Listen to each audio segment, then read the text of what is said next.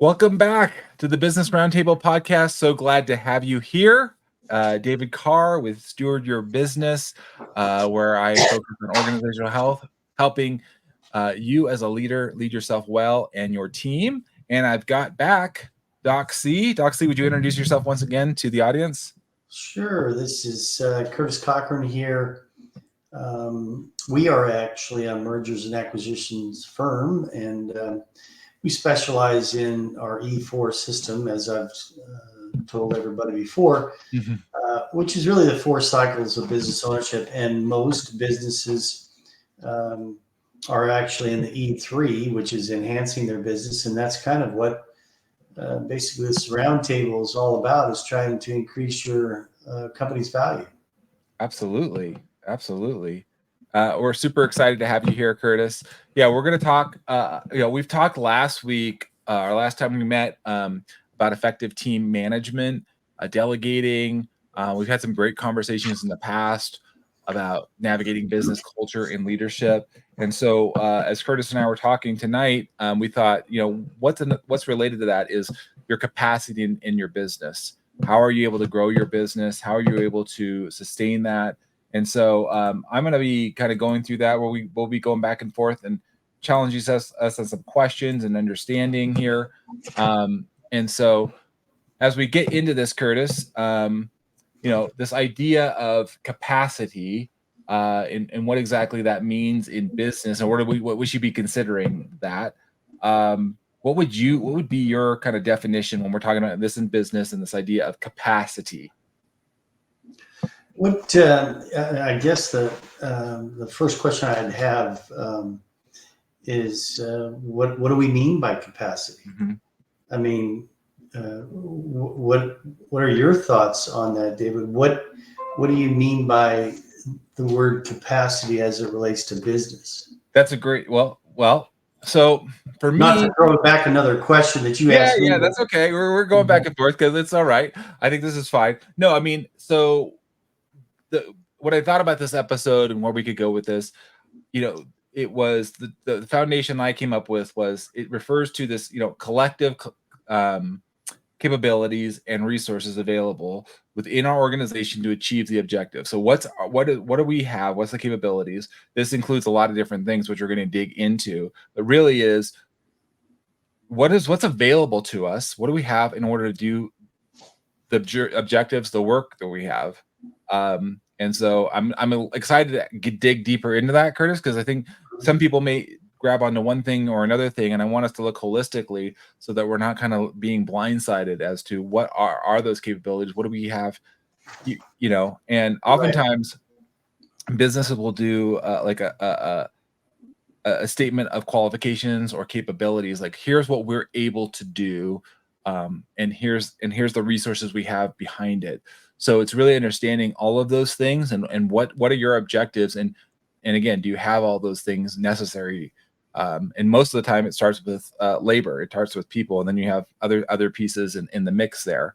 But that's kind of my starting point, Curtis, and I'd love to get your feedback on it. Yeah, it's interesting. I'll bring an example that I just had talked to a construction company today about what we're talking about, and they're looking for funding. They're looking for investor to come in and kind of give them not necessarily a lifeline, but they need capital. But the problem is, or at least one of the things that we addressed, are they capable of taking this new capital and really increasing the value of their business? And that's always a question that is asked by investors when they are asked to invest into a company. Do they have the infrastructure, if you will, in the business itself to move the company from point A to point B? And these kinds of questions are asked all the time. And do we have answers for them? Well, do you have the talent to actually take your company from point A to point B? these are difficult questions. And so when I, you asked me about capacity, that's kind of the direction that I was kind of going is, how can we move business from being, average at best to above average? Mm-hmm. And do they have the resources? Are they going to call you, David, and say, "Hey, can you come in and help us with moving our company from average to above average?" But you just can't throw money at it. Not even close. And really, let's be honest. What you have to do is each key player in all of this has to look inside and ask the question: Am I good enough to actually take and be in this position to move the company from point A to point B? Right. And it's a tough question for sure.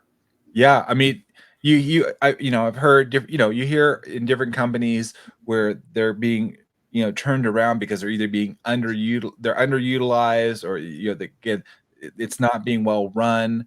They don't have the right people, right, in the right seats. Possibly they haven't adapted. So these are all different elements. You're right. You're right. It's not easy, and sometimes we might be pouring money into one thing, thinking that's the solution, and it's not. If we're not careful, we're blindsided about that. So yeah, I mean, it's all of those things, Curtis. We're going to delve deeper into kind of the technical skills. How do we get those? How do we foster adaptability, innovation, support this culture? And how do we practically build steps here to increase capacity? So hopefully, as you guys are listening in tonight, and we love your comments and feedback. So as you listen in, please drop in comments to this. We will love to hear from you. I agree with you. It's really crucial, Curtis, in this understanding of like, how do we make this successful? And I've seen some businesses where they grow too quickly, right? And then they're like they're doing well, they're making whatever their widgets, right? And it gets so in demand, then they don't have enough capacity to support it. And then they actually try to, and then it actually implodes the business. They actually can't do that. I've seen that, for example, even in my background in environmental consulting. Again, people are key. And if you don't have, like you said, you're not planning for it or forecasting for it to increase your employees and of course your payroll and everything else like that, and taking advantage of the market. But if you can't, like, you're not prepared for that, how to get that, it can be really difficult. And so, and finding the right people, right, in the right time. You go after a contract, you're like, oh, I really want to get this work. It'd be awesome to do this work. We win the work, and we don't actually have the people necessary to fulfill on that contract. Yeah, absolutely. And if I can chime in here, I saw something today that was really fascinating to me as well, and it kind of fits into this. Because the Super Bowl, of course, it was a few weeks ago or whatever, and the Kansas City Chiefs, of course, won, and everybody knows that. But what was really interesting, they did an internal survey with the NFL players, and it would surprise you that that to work at each one of these NFL franchises, they listed the top NFL franchise that you would love to work. They have company culture. They have, they spend money. They do all of these things. And what is really surprising is that the Kansas City Chiefs were second to the bottom. Wow. Yes.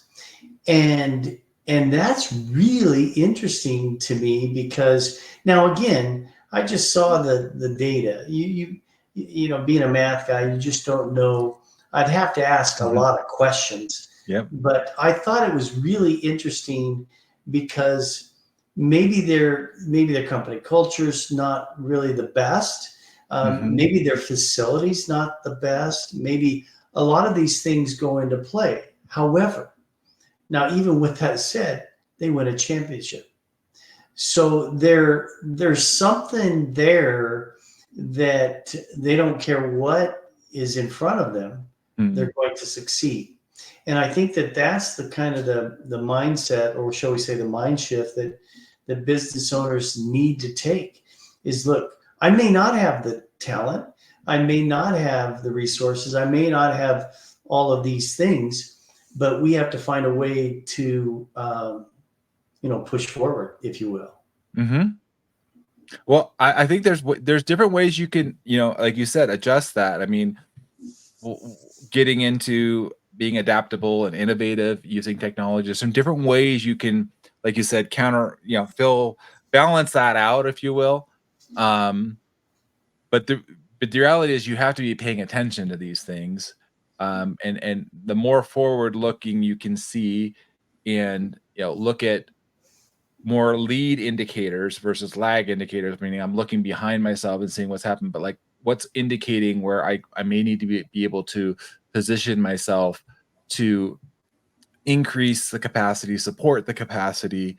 And I work with business owners all the time, Curtis, on this, forecasting. We're trying to look and anticipate, right, what is to come and how can we address that. That's the whole point of this podcast, this episode, is to help you make sure that you are in that sweet spot of capacity where you're able to meet all that's coming in and have the ability to grow upon that.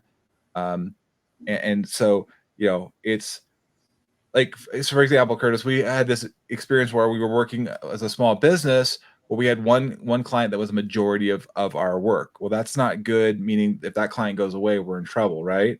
But it's like, we don't want that. We don't want to, like, we will still want to maintain that work. We just want to add to it. We want to be able, so then it diversifies, becomes less of the total portfolio. So it's understanding, can we, as a business owner, it's like, okay, how do I diversify enough, right? Increase my capacity of clients, my number of clients. Maybe the exact work type of work you're doing is exactly the same. It's just diversifying that you're increasing your capacity for just your clientele, right?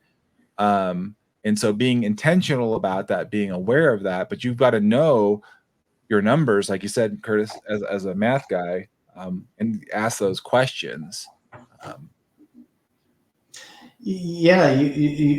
think it boils down to obviously asking the right questions, number one, but gathering the data. But being a small business owner, because if you're working with a lot of clients that are small business owners, they wear so many different hats that I've always said that when you have employees, 5 employees or less, and you have the owner, really the company culture is really whatever the owner believes. I mean, that's just kind of the way it is. So the larger you grow, it's so important. That's why we talked about culture on this podcast. But it's really difficult. But the first part of this whole thing, you're talking about capacity. I think that really is the key. Is where are we at, and can in fact we grow? Right. Since I am in the mergers and acquisitions, one of the strategies we always use is that if you really want to grow, you want to buy out your competitor. That's the fastest way you can do it. You can grow, and many people do that. And by the way, eventually I tell them that you might be buying out companies to grow, but eventually you're going to be bought out, and you have to understand that.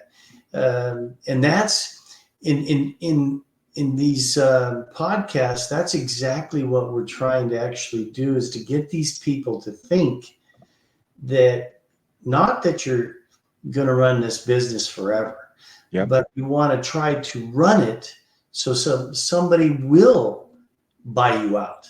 Right. That's the key. That's the whole key about these podcasts and what we're talking about even tonight. Yeah, we want to make it so that, yeah, it's desirable that you want to, like you said, be as saleable as possible. Hmm. Not that you have to, but that, like you said, that is so important, and then we keep that in the forefront of our mind. Um, Otherwise, you just have a job, right? That's it. And yeah, you're absolutely right. I mean, that's it.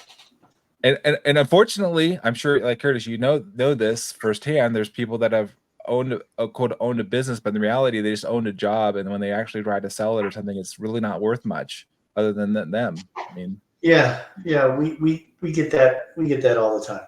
yeah, yeah, Yeah, we do, and that's why what you try to do. And I've said this before about the hub and spoke. I mean, you try to stay away from being the hub hmm, of everything. Being the business owner and talking to distributor, and suppliers and all of those things. You have to start training people to actually replace you. yep, Um, and that's kind of, again, part of your capacity. Maybe you don't have the internal manpower, if you will, that can actually do what you want to do, and so you're going to have to find other people, and yeah. that's cost money. Cost money. Exactly. And that's a good. We'll come into technical skills and expertise, but one thing you had mentioned to me about, your specialty in mergers and acquisitions, and I've seen this firsthand too, Curtis. I mean, the quickest way to grow, right, like you said, is acquire. You automatically grab this force and you can pull them in. Now, and I think I'm bringing this up because I think this will be another great episode, Curtis, we'll have to come back to, because I've seen that not done well, where it's been acquired, and the idea is to increase capacity. That's the goal. But if it's not done well, because there's a disconnect in culture and understanding, and then there's a whole bunch of, potentially infighting or challenging in there, the culture is not a match. It actually reduces your capacity. The whole idea was to expand your capacity, but in the short term, it actually decreases your capacity potentially. And I'm sure, again, we could probably have a whole nother episode just on that. Oh yeah, no question, no question. I agree with you. Yeah, I think we love coming up with different ideas here. And if you guys have other ones as you're listening to us, please chime in, leave comments. We welcome them. So to your point though, Curtis, you're talking about the right people, and I wanted to talk about technical skills and expertise, particularly in professional services. In order to grow, having the right mix of people in your team, and so if you're not acquiring, a company, there's ways we can bring in technical expertise into our company, right, to help expand our capacity. So just, I'd love to get your input on some different ways you've seen, Curtis, in ways that companies have been able to do that, and bring in the necessary technical skills or expertise. Well, of course, technology's really really helped small business. Well, actually, all business really. Hmm. Um, but one of the things that I see is that businesses are still struggling with the technology, Hmm. and what they're struggling with it.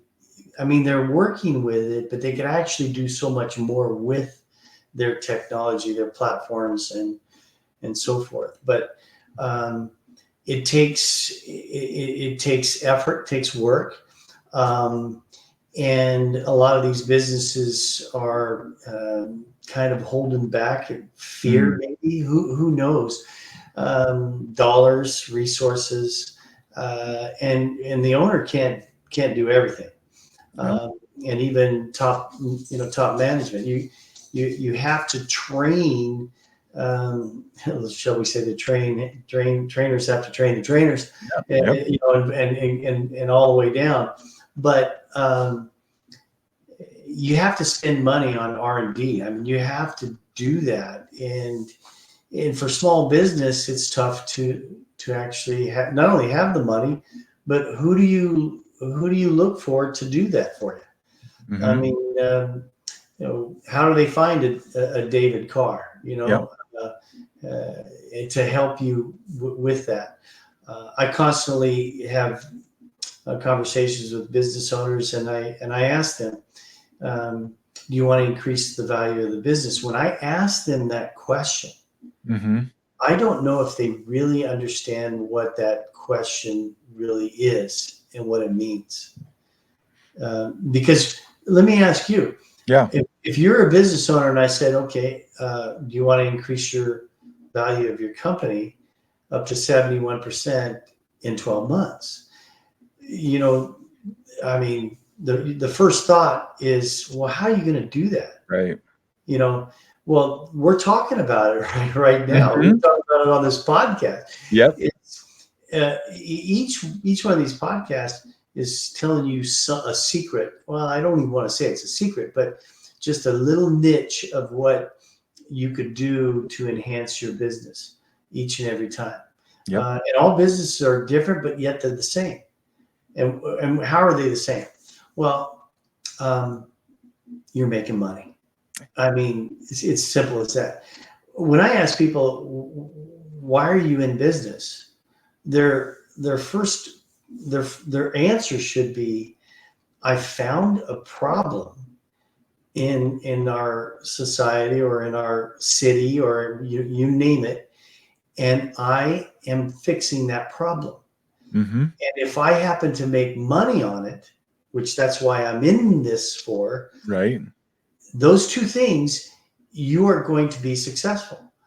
Okay. But if you're just doing business because you're just going to make money, well, that's not really the ticket. The reason why I bring that up is that when you start talking about capacity and really what you do, you're solving problems. Yep. Okay. And that's what our business is all about, is solving problems. And so let's look at the problems and let's solve them. But how do we solve them better? That's the question. Is how can we do it better? Not so much of our competitors, but how can we do it better for us and our customers?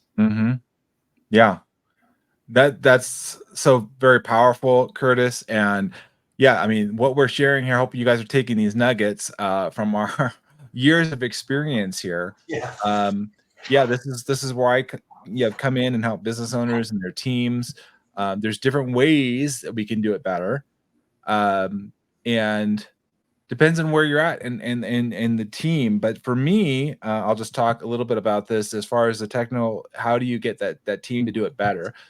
Well, there's ways you can do it both internally and externally. I think it's really, really important that you have clear, again, goals. What like you said, what's the problem you solve, Curtis? What you're talking about? Okay, well, these are the services or the products that we offer, and how do we improve them or make them more effective in helping our clients solve their problems, right? And so I'll give you an example of one I just had today. I worked with a client and an up and coming project manager, and she was dealing with a client that was obviously frustrated. And so what I did was I met with her when we reviewed this email, we workshopped it, and I mentored her, and I said, here's how to respond, and here's a course of action. And so I was helping her develop her own skills as a project manager. And I'm coming in as a kind of coach and consultant and guiding her. So I'm external. I'm hired on as a consultant to this company to talk and meet with their staff as these issues come up. They have a resource. They're not stuck in the company like, I don't have anyone to talk to, or everybody's at my level or below. There is nobody else for me to learn from. I don't know where to go. So this is a company, like you talking earlier, Curtis, like it's being proactive and realizing I need help. I need help to develop my team. I need help to, adapt them. And so there's external, and then I work with, and this on the same token, I flip it around and I help them internally look at their team. And their team, we're looking at workshops and professional development. And it's like, well, how do they evaluate what classes or trainings these employees need to get, right?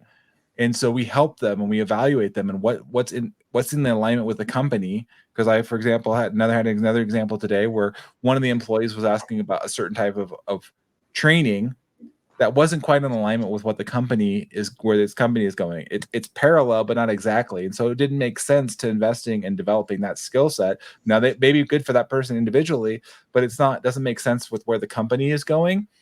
And so we got to be careful about, identifying where do we want to train people, invest dollars and time that it's going to actually really benefit the business in the long run. But that comes down to, like you said, the business owner being very clear on, this is my goals and objectives. This is where we want to go. This is where we want to expand. If it's a service area, let's just say, well, we're going to need more agents, or we're going to need more people that have this skill set. So we better be training them. We better be having capabilities here, because there's no way we're going to be able to grow and expand the capacity if we're not being intentional. And in fact, there's a company that I was working with for a time, and they're a big company. I don't know, a few thousand people, Curtis. And they said to me at one point, they for whatever the exact reason, but they just stopped recruiting for like 8 to 12 months of like college, like entry level graduates. They're like, we just got enough people, and they just kind of took their foot off the gas. Well, a year later, they realized they were short. They didn't have enough people because they weren't active. They stopped recruiting, and they stopped bringing in, even though they're entry level people. They just kind of took their foot off the gas. So it really diminished their capacity because they weren't paying attention to that and identifying where they might have gaps coming forward, right? Mm-hmm.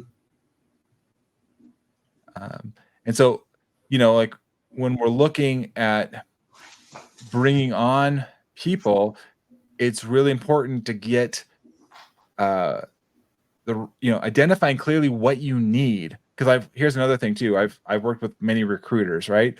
Recruiters are paid to find great technical people and expertise, but I've worked with recruiters that bring me people that don't match the company and not what I need, because there's a disconnect. I'm not clear to the recruiter, or it's fuzzy, and so they're kind of, well, this person might fit. Well, that's not it. So you have to be really clear as a business owner, what are the specific skills and abilities you need now and in the future too, because you're like, you can't just hire for today. It's like, what are they going to grow into?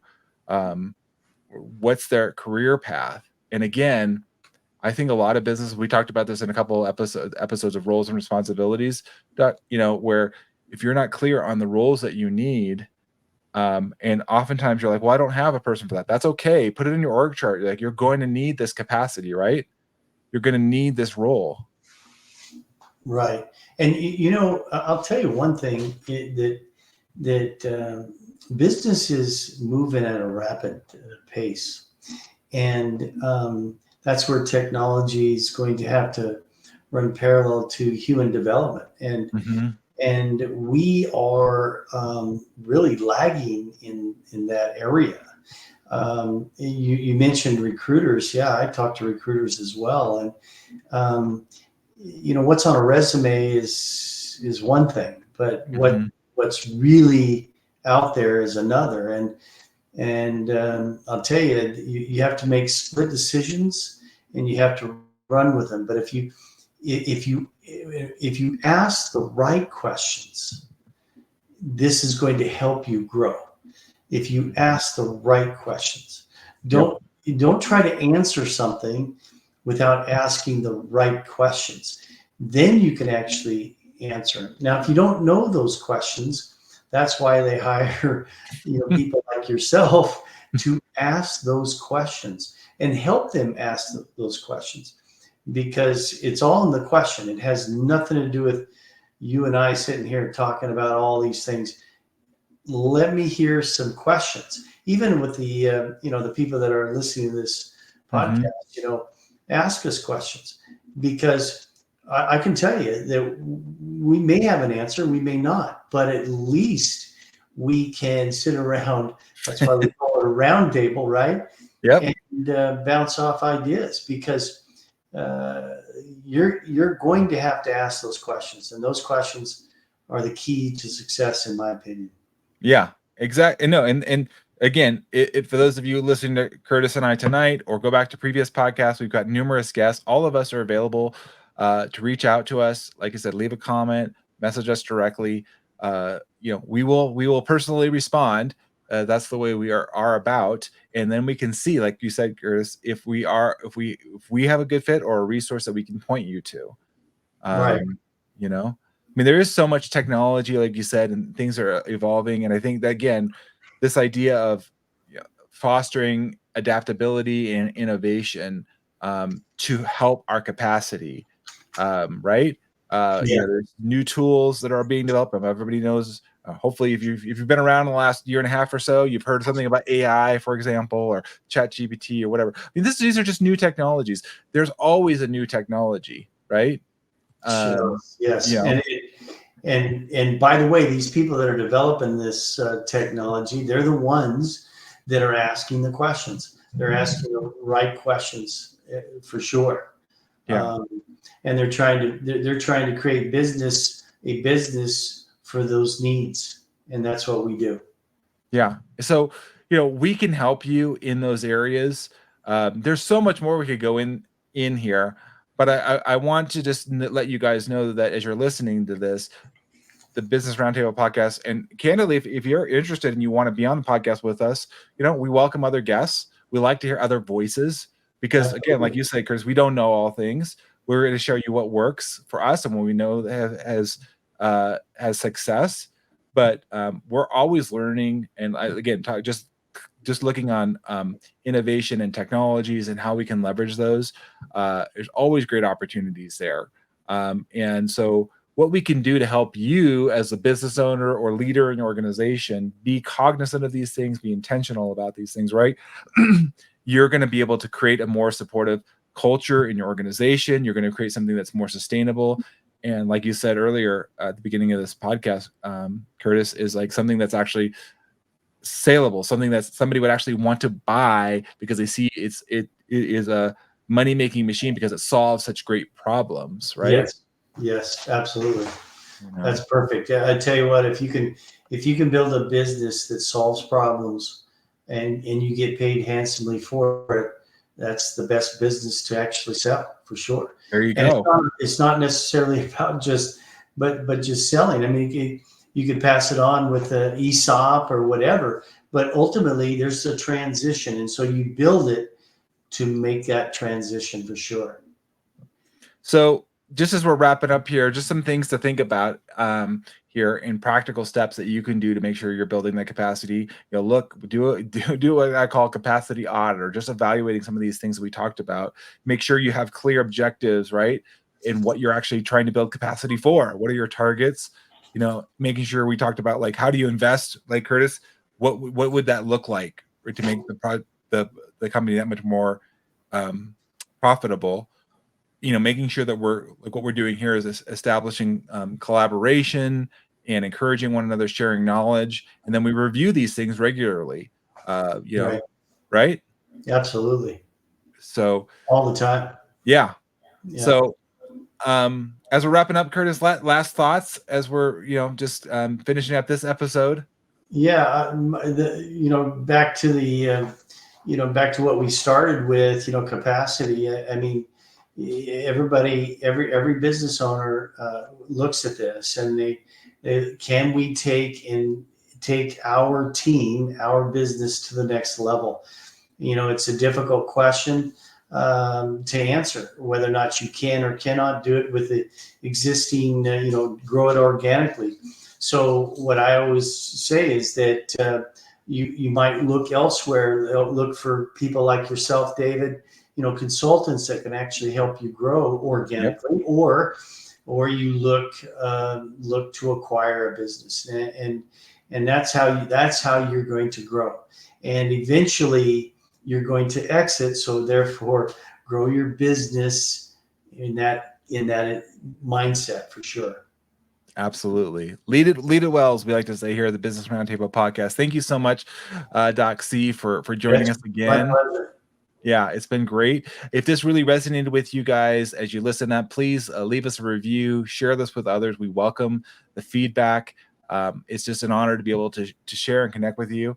And until the next time, until the next Business Roundtable Podcast, thank you so much. This is David Carr saying good night. Good night. Bye.